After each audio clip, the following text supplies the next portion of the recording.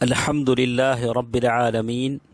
والصلاة والسلام على أشرف الأنبياء والمرسلين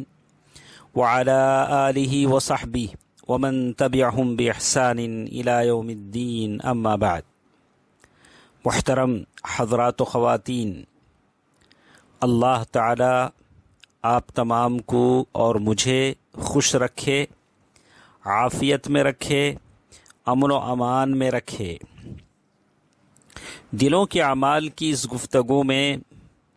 آج ہمارے سامنے اس بات کا ذکر ہے کہ وہ کیا راستے ہیں، کیا اسباب ہیں، کیا چیزیں ہیں جس کو اپنا کر ہم خشوع اور خضوع کی دولت حاصل کر سکتے ہیں۔ پہلی چیز خشوع اور خضوع پانے کے لیے جو ضروری ہے میرے لیے اور آپ کے لیے، استحضار نظر اللہ تعالی الیک۔ ہمیشہ میں اور آپ اس بات کو ذہن میں رکھیں کہ اللہ تبارک و تعالی کی نگاہیں مجھے اور آپ کو دیکھ رہی ہیں۔ اس بات کا تصور میرے دل و دماغ میں ہو، آپ کے دل و دماغ میں ہو، ہر پل ہر لمحے اللہ تبارک و تعالی مجھے اور آپ کو دیکھ رہے ہیں۔ آپ کے اور میرے حرکات کو، سکنات کو، میرے اور آپ کے نماز کو، میرے اور آپ کی تلاوت قرآن کو، میرے اور آپ کے نمازوں میں کھڑے ہونے کو، تشہد میں بیٹھنے کو، یہ تصور اگر میرے اور آپ کے دل و دماغ میں ہے تو یقیناً خشوع و خضوع کی دولت میں نے اور آپ نے پا لیا ہے۔ یہ صرف نماز کے لیے خاص نہیں ہے، یہ خشوع ایک دلی عبادت ہے جس کا اثر جسم کے دوسرے اعضاء پر ہوتا ہے۔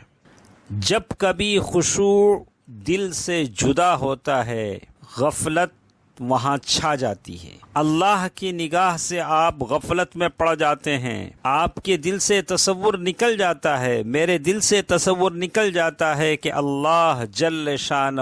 کی نگرانی میں ہم جی رہے ہیں۔ یہ غفلت ہے جو خشوع خضوع نہ ہونے کی وجہ سے جس کا شکار ہم ہو جاتے ہیں۔ اسی لیے ابن قیم رحمہ اللہ فرماتے ہیں، الخشوع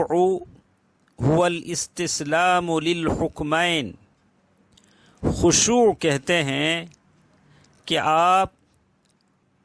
دو حکموں کے سامنے گھٹنے ٹیک دیں، پوری طرح سے آپ اپنے آپ کو اس کے حوالے کر دیں۔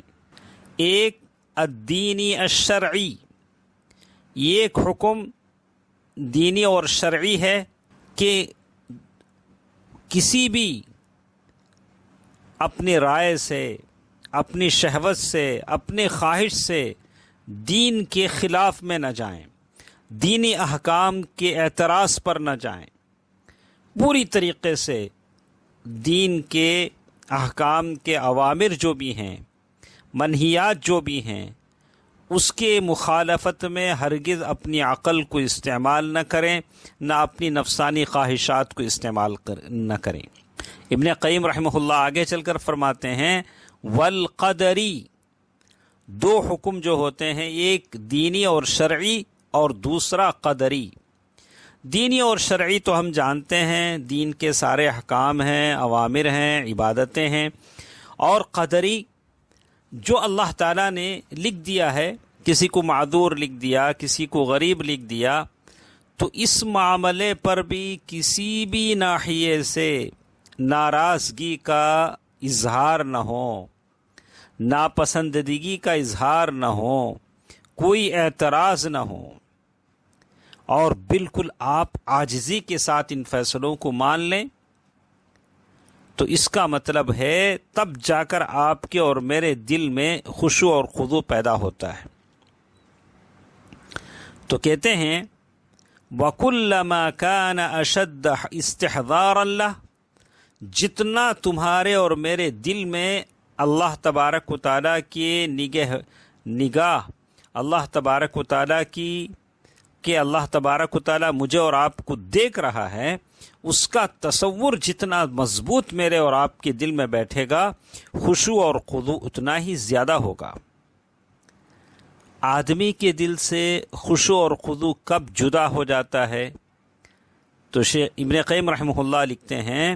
اذا غفل عن اطلاع اللہ علیہ ونظرہ الیہ، جب کبھی آدمی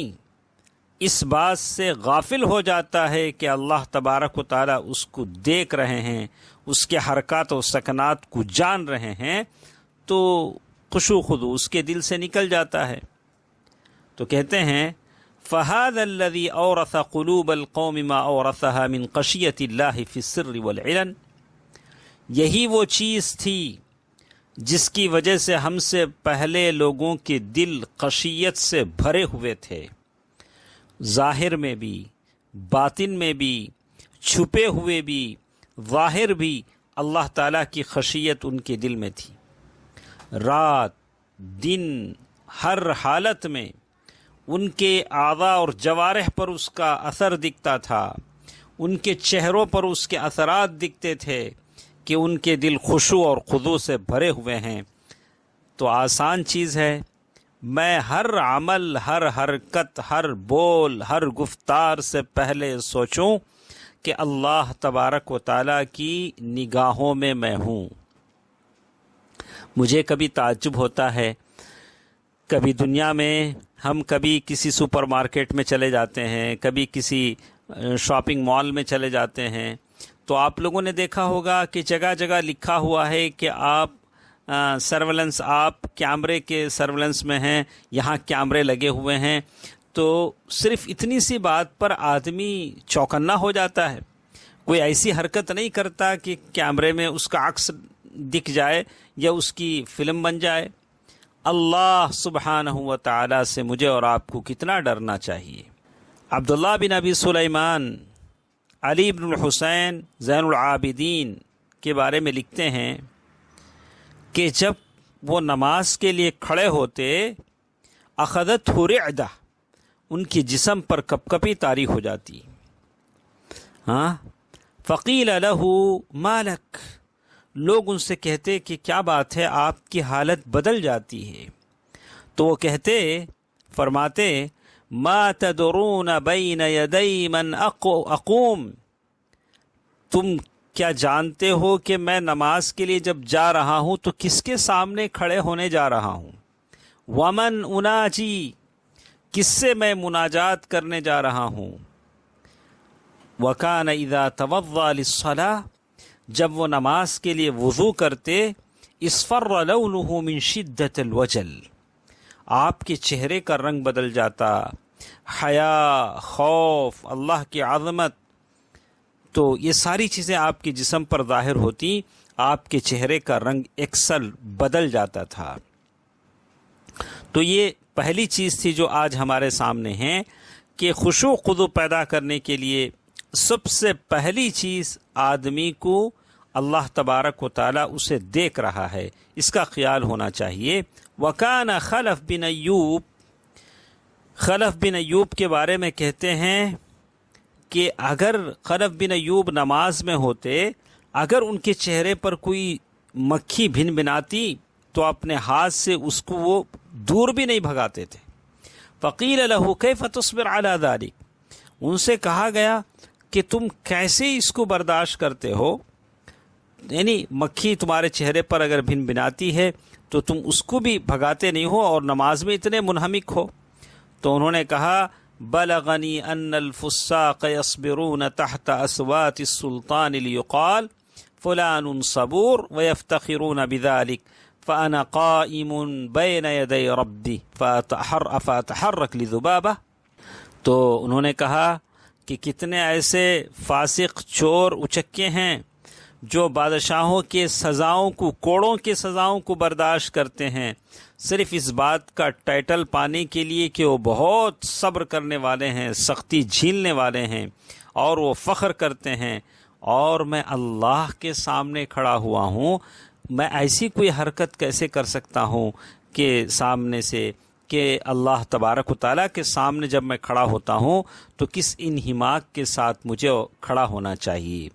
یہ چند باتیں تھیں کہ خشوع خضوع اختیار کرنے کے لیے سب سے پہلی چیز کہ آدمی یہ سوچے کہ اللہ میرے ہر حرکت کو دیکھ رہا ہے۔